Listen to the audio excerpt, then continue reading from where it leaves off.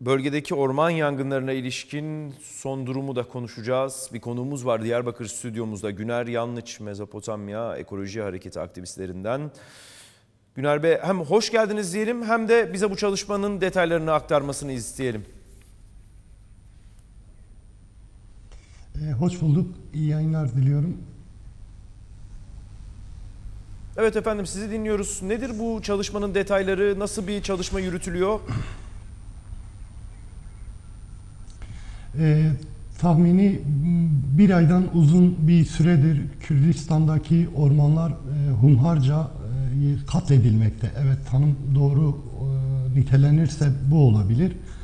Biz de Mezopotamya Ekoloji Hareketi olarak Kürdistan'daki orman yangınlarını incelemek ve raporlayıp sonucunda da suç duyurusunda bulunabilmek adına dünyada ve Türkiye'deki ekolojistlere çağrıda bulunduk.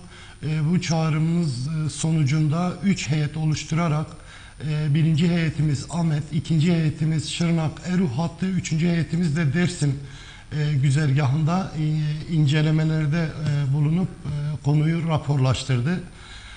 Aslında üç heyetin ortaklaştığı sonuçları aktarmak istiyorum.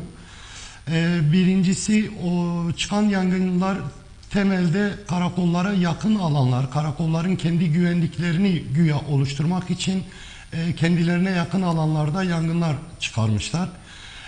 İkinci temel sebebi aydınlatma fişeklerinden kaynaklı çıkan yangınlar. Yine bu askeriyenin aydınlatma fişekleri.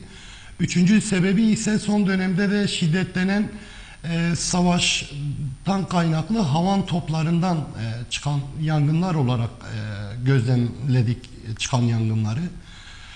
Çatışmazlık süreciyle birlikte aslında Kürdistan'da köye dönüşler kapsamında köylerine dönüp yeni bir yaşam kurup bağ bahçelerini oluşturan, yeniden yaşama tutunmaya çalışan alanlar da özellikle bu çatışmalar, bu yangınlar özellikle çoğaldı, arttı. Böyle olunca da belki binlerce hektar orman alanları yandı, hala yanmaya devam ediyor ve biz ve halk bu yangınları söndürmek için gruplar halinde çaba sarf ettiysek de devletin özel güvenlik alanları ilan etmesinden kaynaklı biz hiçbir şekilde alanlara giremedik.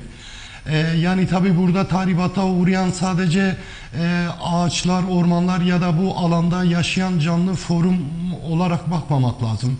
Orada bir gerçekten ekolojik mültecilik dayatılmakta, sosyal göçe zorlanmakta. Bu da kapitalizmin kendini beslemek adına oluşturduğu ucuz işçilik ve göç olarak kentlerini idame edebilmek temelinde biz olaya yaklaşıyoruz. İlk çağrımıza cevap veren uluslararası ve Türkiye'deki aktivistler dışında da son bir haftada yine Ahmet Ekoloji Meclisi'nden arkadaşlarımızın da aktardığı gibi 8 kişilik bir heyet yeniden geldi, yeniden incelemelerde bulundu ama yine tabii ki aynı problemle karşılaşıyoruz. Hiçbir şekilde güvenlik alanlarıdır. Biz sadece yangını izlemek zorunda kalıyoruz ve müdahale edemiyoruz. Yangınlarla ilgili genel itibariyle değerlendirmemiz bu. Bizim özellikle meclislerimizin Van Ekoloji Meclisimizin verdiği güzel bir haberi belki de paylaşmak alanımız için çok sağlıklı olur. Karayolları, Van'da karayolları yerleşkesinin 60 metre genişliğinde Van Gölü'ne dolgu yapmasına dair bizim hukuk komisyonumuzun mahkemeye taşıdığı bir süreç yürütmeyi durdurma kararıyla sonuçlandı. 20'sinde aslında Hasankeyf'le ilgili dünün 20'sini biz ekoloji hareketi olarak Dünya Hasankeyf Günü ilan ettik.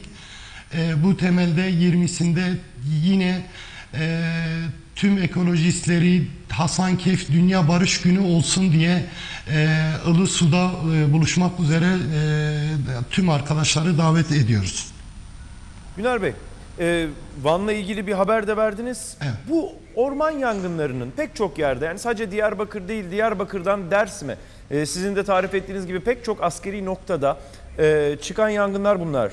ve müdahale edilmedi. Söndüğü yerde ya kendi kendine söndü ya o bölge halkının çabasıyla söndürüldü. Peki bu yangınlarla ilgili bir hukuki mücadele başlatılacak mı önümüzdeki süreçte? Buna ilişkin çalışmalarda yürütüyor musunuz ya da yürüten başka kurumlar var mı? Bizim oluşacak bu yangınları inceleme heyetimizin her 3 heyetimizde de birer hukukçu arkadaşımız vardı. Bu hukukçu arkadaşlarımızın zaten heyette bulunmadaki sebepleri de buydu. İnceleme ve rapordan sonra mahkemeye taşımaktı. Tabii biz bu raporu tamamladık, kendileriyle paylaştık.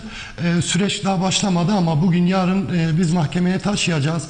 Oradaki yaşam alanlarından kopmak zorunda kalan, kendi yaşamlarını ikame edemeyecek durumda olan arkadaşlarımız adına süreci mahkemeye taşıyacağız ve bizim raporlarımızda mesela binlerce bağ alanı, bahçe alanı, hatta sayısı çok fazla olmamakla birlikte evler ve beslenen işte koyun ya da inek olarak geçimini sağlayan insanların bu geçim kaynakları da elinden alındı. Bu temelde biz bunları totalde mahkemeye taşıyıp bu süreci takip edeceğiz. Peki efendim. Teşekkür ediyoruz. Vakit ayırdığınız için, aktardıklarınız için, ben konuğumuz olduğunuz için. teşekkür ediyorum. Çok sağ olun. İyi yayınlar diliyorum. Sağ olun Teşekkürler. Kolay gelsin. Evet, Mezopotamya Ekoloji Hareketi aktivisti Güner Yanlıç Diyarbakır stüdyomuzdaydı. Mezopotamya Ekoloji Hareketi, Ahmet Ekoloji Meclisi ve bölgede ekoloji alanında çalışma yürüten kişi ve kurumlar orman yangınlarına dair raporlar hazırlıyorlar, incelemelerde bulunuyorlar. Buna ilişkin detayları aktardı. Devam edelim Yeşil Bülten'e.